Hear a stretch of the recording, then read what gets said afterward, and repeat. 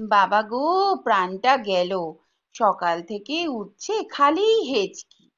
ও, তারপর মনে পড়লো আজ তো খেয়েছি মূলোর ছেঁচকি।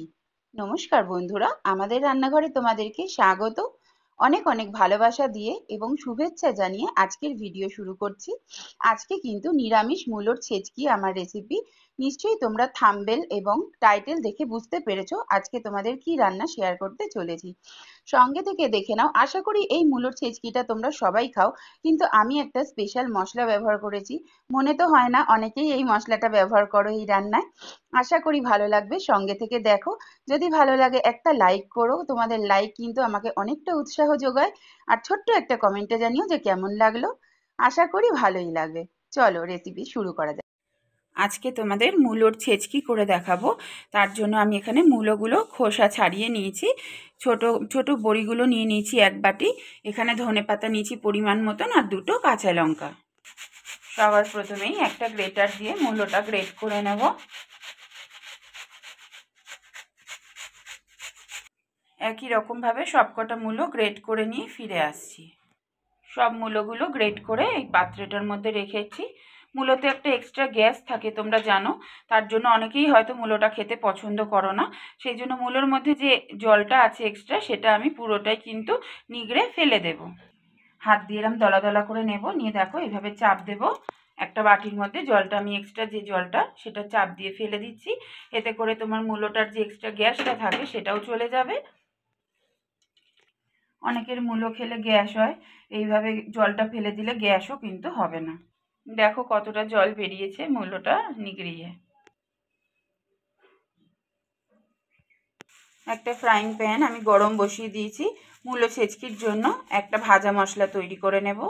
হাফ চামচ গোটা ধনে দিয়ে দিলাম, সাদা জিরেটা হাফ চামচ, মৌরি এক চামচের একটু কম। ভাজা মশলাটার থেকে সুন্দর একটা গন্ধ বেরোবে, ততক্ষণ অবধি ভেজে যাব। এই মশলাটা কিন্তু মূলো ছেঁচকিতে দিলে ভীষণ ভালো লাগে। দেখো মূলোর তো কোনো নিজস্ব গুণ নেই আর উপকারিতাও নেই, যেহেতু শীতকালীন একটা সবজি মূলোটা, তো এই সময়টাই ওঠে বলে আমাদের খেতে ভালো লাগে। তাই জলটা যে আমি চিপে ফেলে দিলাম, তার জন্য কিন্তু যে মূলোটা খেতে বাজে লাগবে তা নয়। কড়াইতে দিলেও সেই জলটা এক গাদা বেরিয়ে যেত কড়াইয়ের মধ্যে, তো সেটা শোকাতেও তোমার আমাদের সকলকারই প্রবলেম হবে। আগে থেকে জলটা চিপে নিলে কড়াইতে রান্নাটা কিন্তু অতি তাড়াতাড়ি হয়ে যাবে।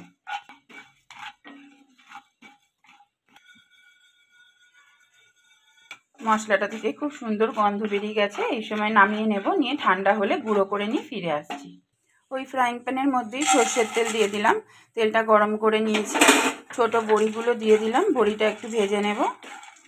মূলো ছেঁচকিতে বড়ি দিলে খুব ভালো লাগে। তোমাদের যদি মনে হয় তোমরা বড় বড়িও দিতে পারো, কিন্তু মূলো ছেঁচকিতে আমার এই ছোট ছোট বড়িগুলো খুব ভালো লাগে। এই বড়িগুলোই স্বাদ লাগে। বড়িটা একটু লাল লাল করে ভেজে নেব।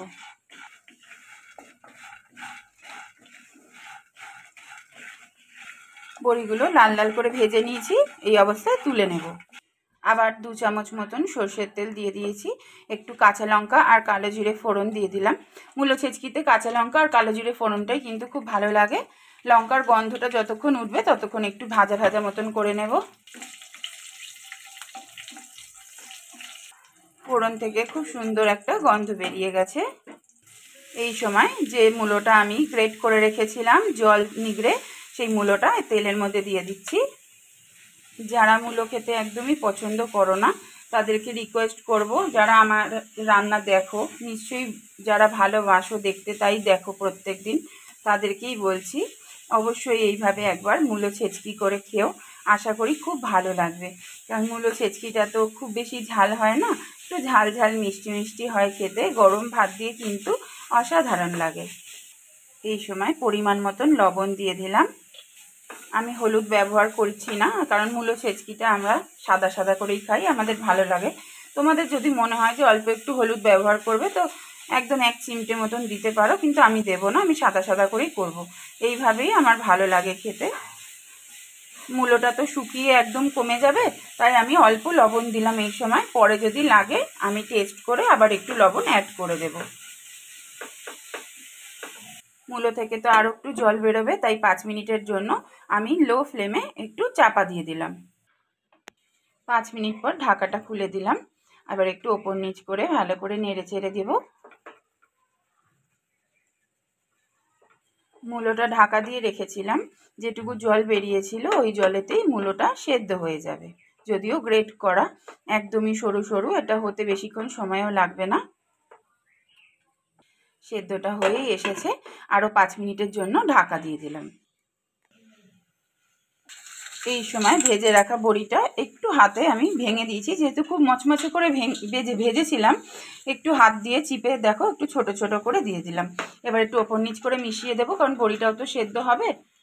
যদিও এটা ছোট বড়ি আর ভালো করে ভাজা আছে, 1 মিনিটের মধ্যেই হয়ে যাবে। একটু ওপর নিচ করে মিশিয়ে দিলাম।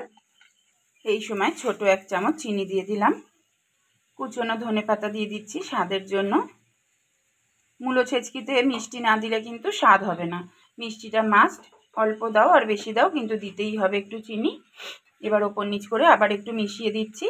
রান্নাটা আমার রেডি হয়েই গেছে, আর 1 মিনিট মতন আমার লাগবে করতে। মূলো ছেচকিটা আমার রেডি হয়ে গেছে। যে ভাজা মশলাটা করেছিলাম সেই ভাজা মশলাটা 1 চা চামচ মতন দিয়ে দিলাম। তোমাদের দেখিয়েছিলাম ভাজা মশলাটা তখন তৈরি করেছিলাম যখন, সেটা দিয়ে এবার একটু নাড়াচাড়া করে নিলেই আমার রেসিপিটা তৈরি হয়ে যাবে। ভাজা মশলা দিলে খুব সুন্দর একটা গন্ধ হয়, খেতে ভালো লাগে। অনেকেই হয়তো মূলো ছেচকিতে ভাজা মশলা ব্যবহার করো না, কিন্তু আমার কথা শুনে একবার এই ভাজা মশলাটা দিয়ে বানিয়ে খেয়ে দেখবে, তখন বুঝতে পারবে যে কতটা স্বাদ হয়। গ্যাসের স্টিমটা কিন্তু আমি বন্ধ করে দিয়েছি। আজকের রেসিপিটা এখানেই শেষ করলাম। এতক্ষণ ধৈর্য ধরে যারা আমার সঙ্গে থেকে ভিডিওর পুরোটা দেখলে তাদেরকে অনেক অনেক ধন্যবাদ, অনেক অসংখ্য ভালোবাসা। আমাদের রান্নাঘরে যারা এসেছো নতুন আজকে আমার ভিডিও দেখতে, অবশ্যই একটা সাবস্ক্রাইব করে আমাদের পাশে থেকো। ছোট্ট একটা লাইক করো, কমেন্টে জানিও কেমন লাগলো। ভালো লাগলে অবশ্যই শেয়ার করে দিও আমার রান্নাটা। আজ তাহলে আসি, খুব শিগগিরই অন্য একটা ভিডিও নিয়ে তোমাদের সঙ্গে দেখা হচ্ছে। খুব ভালো থেকো, সুস্থ থেকো সকলে।